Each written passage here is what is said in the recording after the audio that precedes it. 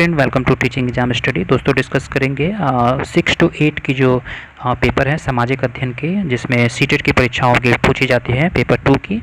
और इसमें हम इतिहास के कुछ इंपॉर्टेंट एनसीईआरटी प्रश्नों का हल कर रहे हैं। तो तीसरा नंबर जो टॉपिक है यानी प्रथम कृषक और चरवाहे के संबंध में इंपॉर्टेंट प्रश्न का हम डिस्कस करेंगे। तो वीडियो को आप पूरा देखें, जरूर आपको एग्जाम में 2-3 प्रश्न इससे मिलेंगे। और बिल्कुल निम्नलिखित में से कौन सा कथन सही नहीं है? तो आखेटक खाद्य संग्राहक समुदाय एक स्थान से दूसरे स्थान पर क्यों जाते थे? तो इसका जो सही उत्तर हो जाएगा ये डी नंबर, यानी कि वे एक जगह से दूसरी जगह तलाश कर रहे थे जहां राज्य जो है वो स्थापित जो है वो कर सके, यानी कि डी नंबर ऑप्शन जो है इसका सही हो जाएगा।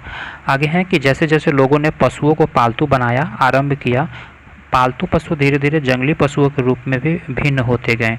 तो इसका सही उत्तर हो जाएगा ए और बी जो है वो दोनों सही है, यानी कि उनके दांत छोटे हो गए और उनके सींग जो हैं वो भी छोटे हो गए थे। यानी कि जैसे जैसे लोगों ने जानवरों को पालतू बनाया आरंभ किया, वैसे वैसे उनके शारीरिक छोटे सींग के बनावट के बदलाव होने लगा तथा दांत छोटे होते गए, उनके बाल भी छोटे होते गए और उनके स्वभाव में जो है वो परिवर्तन होने लगा था। अगला प्रश्न है कि निम्नलिखित में से कौन सा आखेटक खाद्य संग्राहक के रूप के स्थान पर दूसरे स्थान की ओर घूमते रहने का कारण नहीं था? तो इसका सही उत्तर हो जाएगा सी नंबर, यानी संसाधन के लिए अन्य आखेटक खाद्य संग्राहक समूहों से संघर्ष करता था। अगला प्रश्न है कि मनुष्य ने कुछ क्षेत्रों में लगभग 8000 वर्ष पहले गांवों में रहना आरंभ किया था। निम्नलिखित में से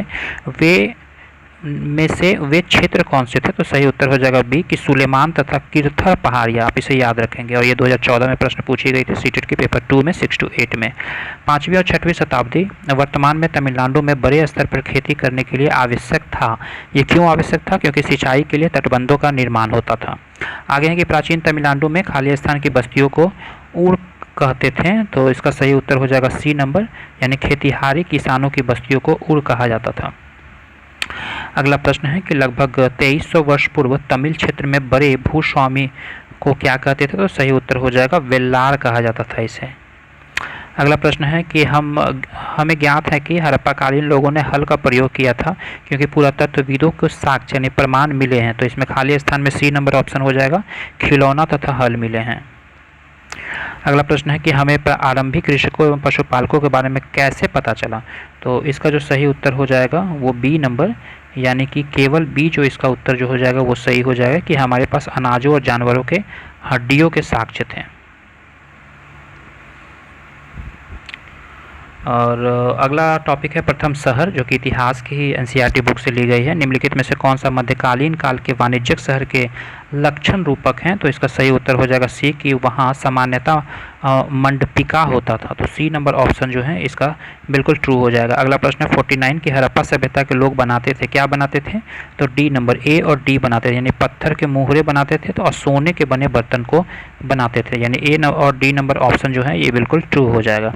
अगला प्रश्न है कि पूरा स्थलों के संदर्भ में निम्नलिखित में से कौन सा सही है? तो सही उत्तर हो जाएगा सी, यानी कि केवल ए जो है ये सही हो जाएगा कि वह स्थान जहां वस्तुओं के अवशेष मिलते थे, यानी कि ऑप्शन नंबर सी जो है इसका सही हो जाएगा। अगला प्रश्न है कि हड़प्पा सभ्यता के नगरों यानी शहरों के संदर्भ में निम्नलिखित में से कौन सा कथन सत्य है? तो सही उत्तर हो जाएगा सी, 1 और 2 जो है वो दोनों सत्य हैं। नहीं, लोथल में अग्निकुंड मिले जहां यज्ञ किए जाते थे, वहीं कालीबंगा में जुते हुए खेतों के साक्ष्य मिले थे। अगला प्रश्न है कि निम्नलिखित में से कौन सा कथन बुद्ध के उपदेशों के लिए संबंध में सही है? तो इसका सही उत्तर हो जाएगा डी नंबर, यानी ए और बी। ए और बी, यानी कि हमारे कष्ट और दुख हमारे पिछले जन्मों के परिणाम थे, और बी है हमारे कष्ट और दुख हमारी लालसाओं और इच्छाओं की वजह से है। भीमबेटका का पूरा स्थल भारत के किस राज्य में पाए जाते हैं? तो इसका सही उत्तर हो जाएगा मध्य प्रदेश में।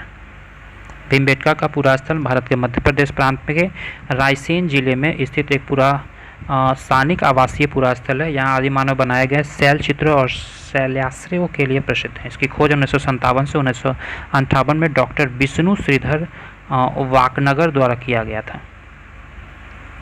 अगला प्रश्न है कि निम्नलिखित शुरुआती नगरों में से किस स्थान में कपड़े के टुकड़े के अवशेष चांदी के एक फूलदान और ढक्कन से चिपके हुए मिले थे? तो इसका सही उत्तर हो जाएगा मोहनजोदड़ो में। अगला प्रश्न है कि भारतीय उपमहाद्वीप में प्रारंभिक नगरों के संदर्भ में निम्नलिखित का मिलान कीजिए और उपयुक्त विकल्प का सही चयन कीजिए।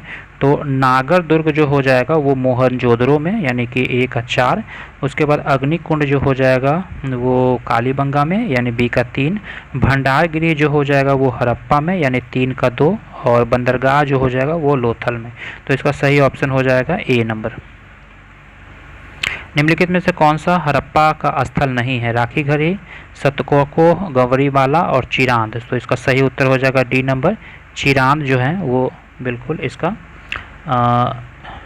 तो यहाँ पर हम देख लेते हैं चिरांद नवपाषाण कालीन स्थल है जो बिहार के सारण जिले में स्थित है। यहाँ से हिरण सिंह के निर्मित उपकरण प्राप्त हुए थे, जबकि राखीगढ़ी, सत्याकोट तथा गेवरीवाला हड़प्पा कालीन का एक है जो कि स्थल है।